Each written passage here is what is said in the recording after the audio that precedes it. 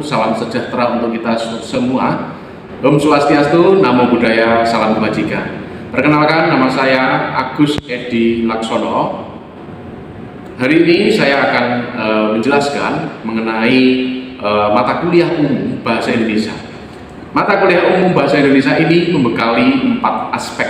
Yang pertama adalah membaca, yang kedua adalah menyimak, yang ketiga adalah menulis, dan yang keempat adalah berbicara.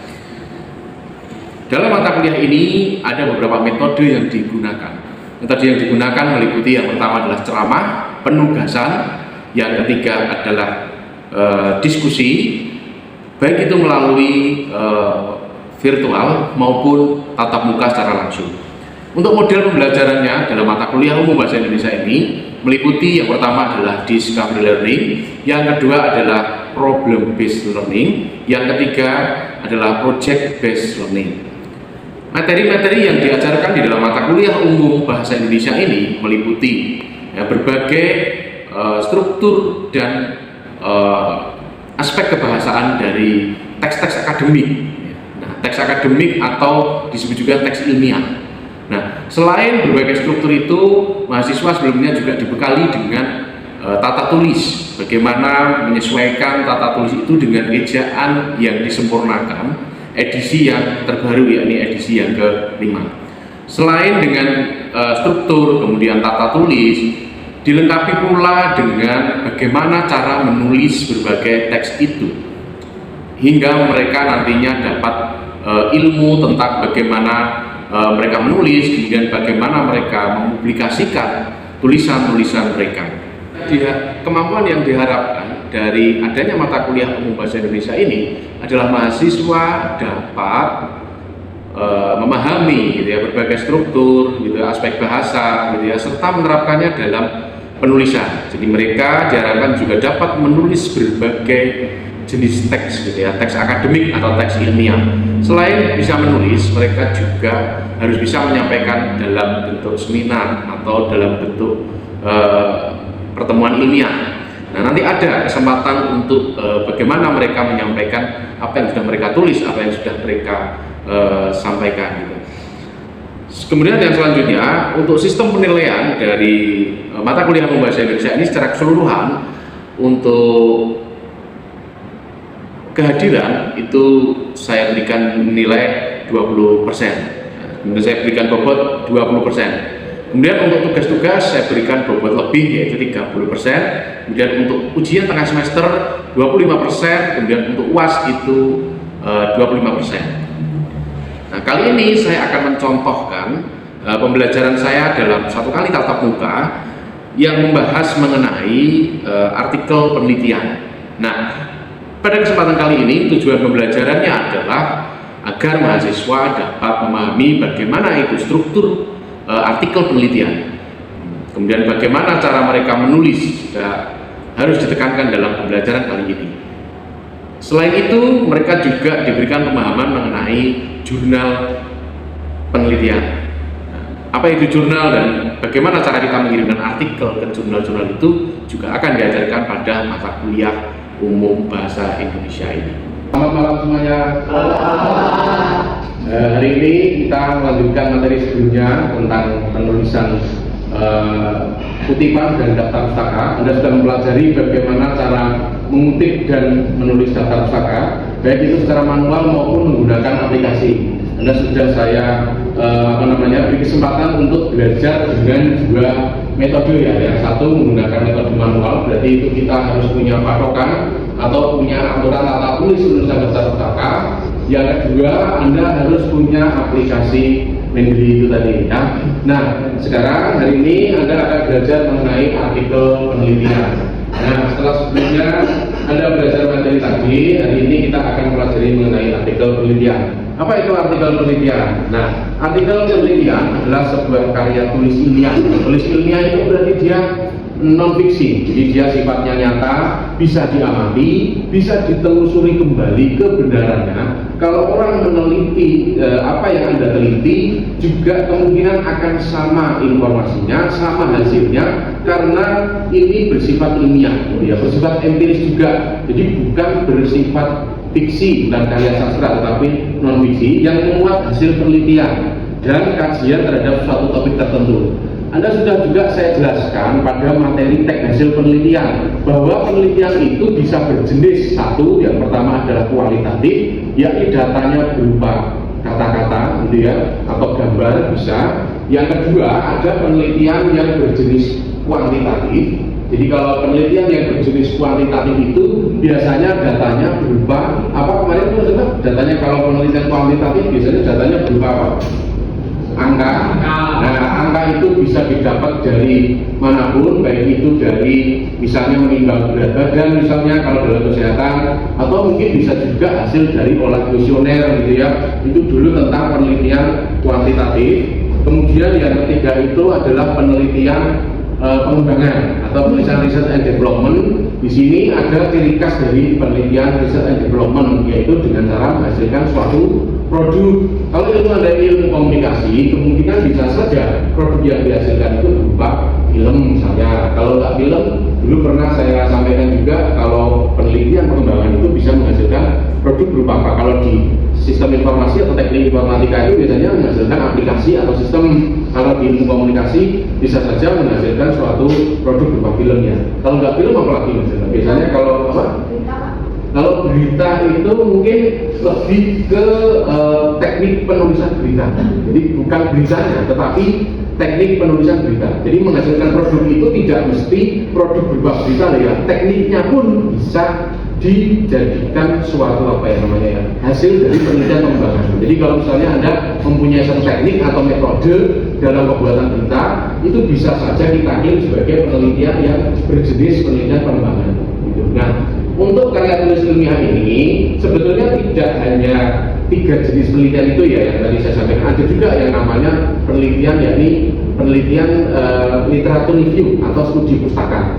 Studi pustaka ini sebetulnya apa sih maksudnya? Jadi caranya adalah mencari data-data dari jurnal atau artikel jurnal yang sudah pernah publish atau sudah pernah terbit gitu. Nah, artikel-artikel jurnal itu nanti kita kumpulkan, kita sintesiskan untuk menjawab rumusan masalah atau tujuan dari penelitian kita gitu. Jadi penelitian yang keempat ini, masalah yang biasanya atau sering dilakukan itu adalah literatur review namanya. Jadi kalau Anda lihat ini penelitian yang keempat ini tadi, yaitu literatur review, itu biasanya dia di metode penelitiannya nanti akan menunjukkan cara dia mengambil data, yaitu menelusuri dari artikel-artikel jurnal yang sudah pernah publish. Tidak hanya jurnal sih, mungkin buku-buku atau apapun, referensi-referensi manapun, tetapi tidak penelitian secara langsung. Jadi dia lebih memanfaatkan penelitian milik orang lain untuk disintesiskan. Disintesiskan paham kok maksudnya?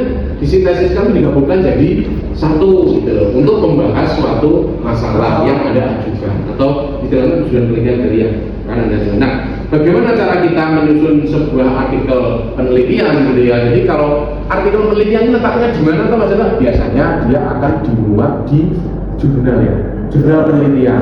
Nah, karena yang kita bahasnya adalah artikel penelitian, tentu wadahnya berupa jurnal tadi, jurnal penelitian. Beda dengan jurnal pengabdian. Dulu sudah pernah saya jelaskan toh tentang jurnal pengabdian kepada masyarakat. Kalau jurnal pengabdian masyarakat itu isinya adalah hasil Anda pelatihan. Tetapi kalau jurnal penelitian adalah hasil Anda melakukan suatu penelitian. Gitu. Nah, biasanya mereka akan dimuat di dalam jurnal ya, jurnal penelitian di berbagai kampus. Saudara, mereka biasanya memiliki jurnal ya, memiliki jurnal dikelola oleh intern kampus.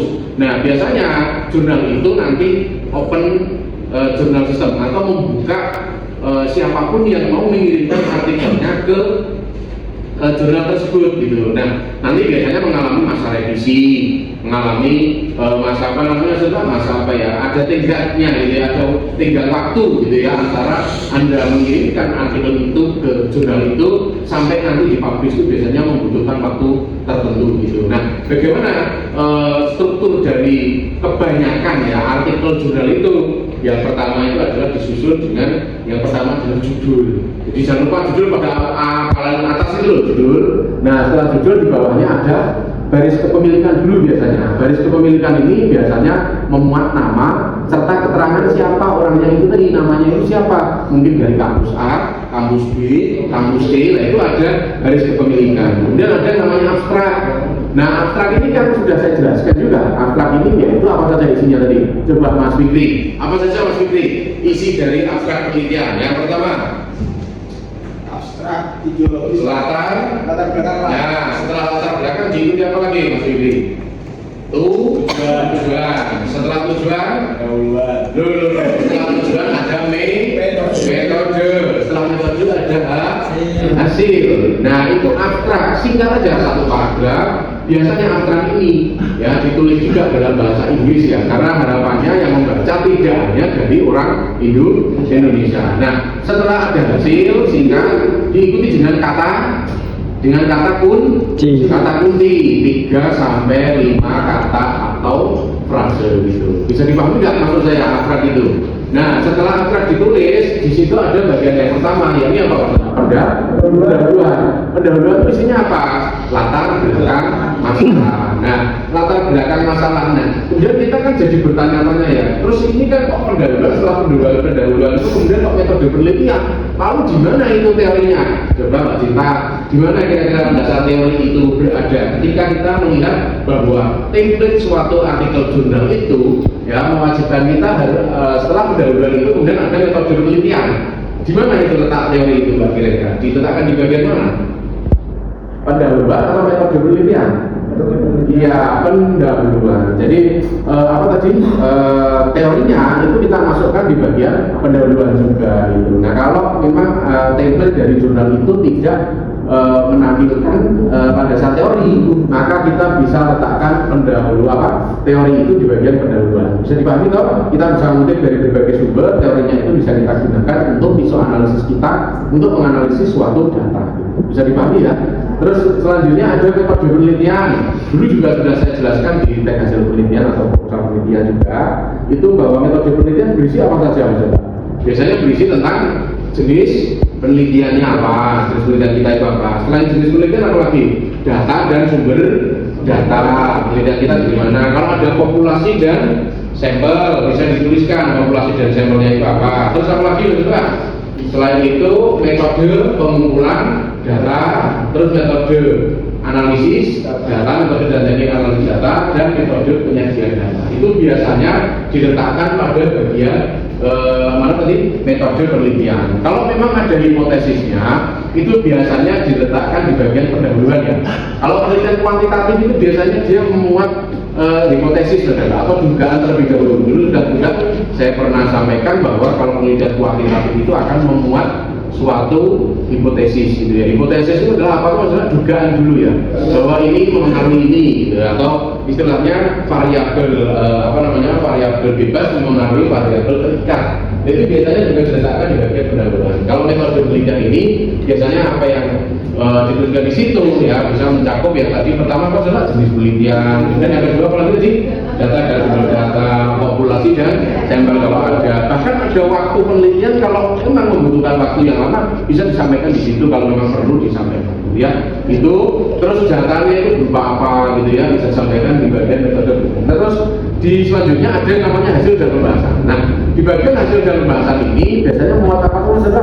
Hasil itu berarti hasil penelitian kita, temuan kita apa di situ. Kemudian kalau pembahasan itu temuan kita itu nanti dikaitkan dengan penelitian yang sudah pernah dilaksanakan, kita bahas di situ gitu. Oh, kalau penelitiannya yang terdahulu seperti ini, kalau penelitian yang Anda temukan itu tadi kira-kira temuannya seperti apa, bisa dibandingkan. Di bagian apa tadi adalah pembahasan gitu ya. Setelah itu ditutup dengan simpulan. Nah, simpulan itu kenapa nggak ada saran maksudnya? Karena artikel jurnal ini kan memang sifatnya pendek ya. Namanya artikel itu kan sifatnya pendek ya. Beda dengan skripsi loh, walaupun skripsi itu juga hasil penelitian. Apa bedanya skripsi dengan artikel jurnal atau artikel penelitian? Kalau skripsi lebih tebal, lebih lengkap, gitu ya. Hal-hal yang tidak tertulis di dalam artikel jurnal itu biasanya ada di dalam skripsi. Gitu. Jadi kalau kita pikirkan apakah skripsi kita itu bisa kita jadikan sebuah jurnal, artikel jurnal, bisa nggak? Bisa banget. Kalau misalnya rumusan masalah skripsi kita itu ada 2, kita bisa jadikan artikel sebanyak 2 juga. Jadi yang kita jadikan rumusan masalah hanya 1 aja gitu, dalam artikel jurnal gitu. Bisa dipahami toh? Kalau suatu saat nanti Anda membuat skripsi ini, kebetulan rumusan masalahnya ada 2, kan berarti tujuan penelitiannya ada 2 kan? Nah itu bisa kita pecah menjadi 2 artikel jurnal gitu. Nah nanti kita kirimkan ke jurnal-jurnal yang kira-kira mau menerima tulisan kita gitu. Bisa dipahami ya? Itu untuk tentang apa ini? Tentang kesimpulan. Kenapa sarannya nggak ada? Kalau dalam skripsi ada saran. Kenapa kok di bagian artikel jurnal ini kemudian tidak ada saran? Untuk hemat gitu ya, karena namanya saran itu ya bisa diterima, bisa tidak, tergantung orang yang mau yang mau menerima. Misalnya orang pembacanya, kalau memang mereka tidak mau menerima tidak mau menerima saran itu ya berarti udah istilahnya kita nggak perlu menuliskan saran, sudah nggak apa-apa kok. Makanya biar ringkes gitu ya, yang penting hasil penelitiannya itu ada gitu. Nah kemudian dilanjutkan dengan daftar pustaka. Daftar pustaka ini bisa disusun dengan berbagai cara gitu ya, tergantung dari pengelola jurnalnya atau yang akan kita kirimi artikel gitu. Mereka mau model apa? APA, American Psychological Association mungkin, atau IEEE, atau mungkin MLR gitu ya, tergantung mereka, atau mungkin Vancouver, itu tergantung mereka. Yang penting Anda sudah pakai Mendeley, maka kalau Anda sudah pakai Mendeley itu kemungkinan untuk mengubah style seperti itu akan lebih mudah gitu. Bisa dipahami ya maksud saya? Nah itu di bagian apa itu adalah daftar pustaka. Ini sudah biasanya yang yang biasa mereka tulis itu mengikuti struktur itu tadi. Nah selanjutnya Mas Mbak tentang tentang bagian jurnal ya.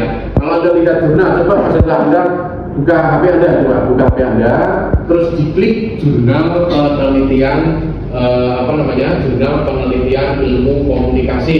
Coba Anda buka jurnal dulu, jurnal penelitian ilmu komunikasi. Coba dicek dulu. Nah, coba temukan satu jurnal. Coba Mas, sudah bisa menemukan jurnal belum? Nah, coba temukan dulu jurnalnya. Anda mencari jurnal dulu coba. Nah, ada nggak Mbak Sofia? Coba ditemukan jurnalnya. Ada nggak jurnalnya Mas? Bisa nemu jurnal. Nah ini contoh jurnal ya. Ini jurnal namanya apa ini Mas? Coba bisa dilihat. Ini jurnal apa ini Mas? Jurnal Ilmu Komunikasi UHO Universitas Halu Uleo. Ya itu ada. Ya terus lagi Mas Michael coba dibukakan nih. Kira-kira sudah bisa melihat jurnal-jurnal belum? Ini kebetulan jurnalnya ini yang jurnal versi cetak ya. Kalau yang seperti ini versi cetak ya, cetak tetapi masih dalam bentuk soft copy kalau ini ya. Kalau miliknya Mas ini coba dilihat Mas Akbar, coba Mas Akbar ini sudah bisa menemukan jurnal, yakni jurnal ilmu komunikasi namanya Komunike ya, Komunike. Kalau Mbak ini semuanya ya Mbak Sofi, coba ini apa jurnalnya namanya apa Mbak? Ya itu yang dimaksud dengan jurnal penelitian ya, bisa dipahami. Nah di bagian jurnal itu ada yang namanya pengindeks. Nah pengindeks itu kalau kita lihat masalah di situ bisa saja Sinta, bisa saja Scopus, bisa saja Garuda gitu ya. Istilahnya itu apa tuh dulu pernah saya sampaikan tentang apa tadi pengindeks itu apa maksudnya? Istilahnya dia itu apa maksudnya pengindeks itu apa?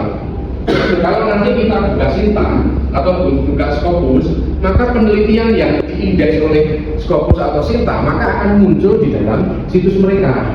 Nah, kalau di Indonesia itu memang yang terkenal adalah apa? Scopus apa Sinta? Sinta. Semakin kecil Sintanya maka akan semakin bagus gitu. Nah, kalau Sinta 1 dengan Sinta 2 ya tentu bagus Sinta 1 ya. Nah, mereka yang mengindeks, nanti kalau kita buka Sinta maka penelitian atau jurnal-jurnal yang jurnal-jurnal yang mereka indeks nanti akan tampil di dalam situs mereka gitu. Nah tentu ya Anda tahu sendiri namanya jurnal itu kan dulu kalau kita tahu ya bahwa jurnal itu kadang kalau kita ngasih artikel atau kita mengirimkan artikel ini sekarang ini kita ada biaya publikasi gitu ya, sehingga kita perlu membayar gitu ya, biaya publikasi itu di jurnal-jurnal yang akan kita kirimi artikel kita gitu, artikel penelitian kita. Nah selain indeks ada juga nomor volume dan nomor edisi Mas ya. Jadi nomor volume dan nomor edisi ini Anda jangan lupa dulu sudah Juga saya dengan terangkan pada Anda pada materi teks hasil penelitian bahwa kalau nomor volume dan nomor edisi itu apa bedanya volume? Kalau dalam 1 tahun itu kemungkinan 1 volume ya. Kalau dalam 1 tahun itu kemudian kita tuliskan 12 bulan nih. Jurnal itu mau terbit berapa kali? Kalau terbit 2 kali berarti paling tidak akan menghasilkan 2 nomor edisi gitu. Yaitu untuk nomor volume dan edisi. Terus yang ketiga nama jurnal. Anda sudah melihat nama jurnal di situ? Nah, itu nama jurnal ada komunike, ada jurnal komunikasi UHU ya, Universitas Halu. Kemudian ada juga jurnal-jurnal yang lain gitu ya, itu nama jurnal. Judul-judul artikel tahu tuh, jelas itu ada judul-judul artikel nggak? Yang bisa diklik ya. Biasanya kalau kita mau tahu jurnal itu mau kita baca artikelnya, maka diklik PDF-nya itu nanti akan bisa kita download atau kita unduh. Itu bisa dipahami ya. Itu artikel. Terus penulis dan afiliasi ini biasanya adalah nama penulisnya itu sama kira-kira dia itu dari mana gitu. Jadi misalnya dari kampus A, kampus B, kampus D. Biasanya kalau nggak kampus apa masalah, mungkin kalau B ya berarti SMK mana atau SMA mana, misalnya di SMA ya. Kalau misalnya peneliti ya mungkin dia bergabung dengan peneliti apa, kemudian dituliskan dia itu dari komunitas mana juga bisa saja gitu ya, penulis dan aplikasi ini. Terus di situ ada pedoman penulis, di pedoman penulis itu di situ biasanya dituliskan kalau dalam bahasa Inggris namanya author guideline ya. Kalau di sini bahasa Indonesia berarti ada pedoman penulis. Terus ada template artikel. Template ada nggak Mas Hendra? Di jurnal-jurnal itu ada tulisan template nggak? Template ada nggak? Template ya, tulisannya template. Nah, template itu kan format ya, yang saya sampaikan tadi adalah strukturnya. Nah, itu template itu biasanya sudah ada di situ dan kita ikuti, rata-rata akan menunjukkan yang tadi loh. Jadi mulai dari apa tadi Mas, mulai dari pendahuluan, kemudian metode, terus apa lagi tadi metode, terus hasil dan pembahasan, terus simpulan, terus daftar pusaka. Nah, itu namanya template ya formatnya. Nah, setelah template ada review proses. Anda juga harus tahu bahwa di situ ada proses review atau proses penilaian. Artinya kita berkorespondensi dengan pengelola jurnalnya. Nanti kira-kira kalau tulisan kita itu masih kurang sempurna, nanti mereka akan menunjukkan kekurangan sempurnaannya itu di mana untuk kita perbaiki. Nah, setelah ada proses nanti baru bisa publish gitu ya, baru bisa terbit di jurnal itu. Nah, setelah itu ada DOI ya, Digital Object Identifier. Ini adalah semacam penomoran gitu ya, penomoran digital ya. Kalau dalam di perpustakaan kan Anda tahu Mas, kalau dulu belum ada digitalisasi maka biasanya dituliskan di dalam ya buku-bukunya itu ya, tanggal-tanggalkan itu loh. Tapi kalau sekarang karena sudah digitalisasi, tentu menomorinya kan tidak mungkin tuh ditanggalin kertas, makanya dia diberi identitas yang namanya Digital Object Identifier ini atau istilahnya DOI gitu kan. Itu untuk menomori, istilahnya untuk mencari dokumen-dokumen yang sudah pernah diarsipkan gitu ya. Bisa dipahami nggak maksud saya tentang artikel penelitian ini, Mas? Bisa dipahami? Nah, kalau sudah bisa dipahami, terus nah ini cara mengubah skripsi menjadi artikel penelitian. Nah, kalau kita mau mengubah skripsi menjadi artikel penelitian, maka di situ memilih fokus penelitian yang pertama, terus disederhanakan atau pemendekkan. Terus yang selanjutnya penyesuaian struktur, penyusunan abstrak, penyusun daftar pustaka, pemilihan jurnal yang tepat, revisi dan penyuntingan, terus penghapusan bagian yang tidak relevan. Penghapusan bagian yang tidak relevan, jadi kira-kira apa saja masalah yang dihapus itu ya? Yang intinya saja itu yang ditampilkan ya. Kalau dalam skripsi itu mungkin ada implikasi di dalam artikel penelitian tidak usah ada implikasi, nggak apa-apa, yang penting ada bagian pendahuluan yaitu apa tadi, latar belakang, teori singkat, kemudian tujuan penelitiannya, terus disambung dengan metode penelitiannya, disambung hasil pembahasannya secara singkat, terus ditambah kesimpulan, sarannya harus diikutkan, ditambah daftar pustaka. Lampirannya nggak usah gitu ya. Kalau skripsi kan lampirannya itu nggak usah kita ikutkan dalam artikel penelitian atau artikel jurnal itu tadi. Makanya kalau artikel jurnal itu 15 halaman itu sudah termasuk tebal misalnya. Kalau ada hanya 8 halaman ya, jadi tidak lebih 10 halaman lah. Karena apa? Karena nanti akan terlalu tebal itu jurnalnya. Kalau memang ada misalnya menulisnya aja 30 halaman itu sudah termasuk panjang itu maksudnya. Makanya disederhanakan ya. Terus yang selanjutnya itu Mas tentang artikel jurnal yang bisa saya sampaikan. Mungkin ada ini tidak Mas, ada pertanyaan enggak dari apa yang saya sampaikan ini, coba Mas Michael, mungkin ada yang perlu ditanyakan gitu ya. Kira-kira apa? Belum ada. Kalau menemukan topik nanti untuk penulisan yang selanjutnya, ini nanti Anda di rumah saya tugasi untuk menemukan topik-topik yang ada kaitannya dengan ilmu komunikasi ya. Kalau Mas siapa nih namanya? Mas Afsa kira-kira mau nulis apa nih Mas Afsa dari kepikiran topik apa nih Mas Afsa? Kira-kira? Ya, kira-kira apa Mas Afsa yang bisa ditulis? Ada kira-kira mau nulis apa Mas Afsa? Tentang apa nih kira-kira? Ya. Kalau ya. Oh, pola pacaran Gen Z gitu ya. Kalau dibandingkan kan bisa ya Mas, misalnya antara Gen Z dengan Gen Alpha atau Gen milenial ya, karena beda teknologi, beda strategi mungkin gitu ya, mungkin karena kan sekarang ini juga pacaran itu kan sekarang kayaknya lebih ini ya, kayaknya lebih vulgar ya kalau sekarang ya. Kalau dulu pada saat zaman saya itu mungkin tidak begitu vulgar gitu ya Mas. Nanti saya tugasi untuk menemukan topik-topik itu, terus nanti minggu depan kita ketemu lagi, kita tulis bagian penuh ya, paling tidak itu yang bisa saya sampaikan. Ada pertanyaan tidak Mas Arman, kira-kira ada pertanyaan tidak Mas Arman? Oh belum ada, bener Mas Arman. Wah ada nih begitu. Waduh, kalau Mas Michael ada pertanyaan tidak Mas Michael? Kira-kira apa Mas Michael yang bisa ditanyakan pada saya? Mungkin soal Mas Afsa. Ya. Jika kan ini kita masih bentuk proposal ya Pak. Ya. Nah itu nanti Tugasnya nanti dalam bentuk ya sampai selesai Mas. Karena sampai dari bagian tadi pendahuluan, kemudian apa tadi metode, kemudian ya hasil dari bahasa sampai simpulan dan data terakhir ya sampai selesai. Dibuat sampai selesai nanti seperti pertemuan ini kan pertemuan ini sudah saya terangkan tentang kapital penelitian. Nanti pertemuan selanjutnya Anda bawa laptop, terus kita bareng-bareng menulis pendahuluan dulu untuk pertemuan yang selanjutnya. Nanti pertemuan selanjutnya lagi kalau pendahuluannya sudah jadi, nanti masuk ke bagian metode gitu. Nanti setelah itu kita lanjutkan sampai pertemuan terakhir nanti kita akan jadi satu produk artikel jurnal gitu ya. Artikel jurnal ya isinya seperti apa nanti itu sambil jalan. Tapi yang paling tidak itu tugas Anda adalah menemukan topik-topik dan menuliskannya dengan baik gitu. Kalau Sofia jawabannya enggak Sofia. Apa Sofia? Biasanya kesalahan umum yang sering terjadi saat menulis artikel itu apa? Kesalahan umum yang terjadi saat kita membuat artikel ilmiah, bisa saja dia tidak memperhatikan format atau template-nya, padahal di jurnal tersebut sudah ada template atau formatnya. Itu satu.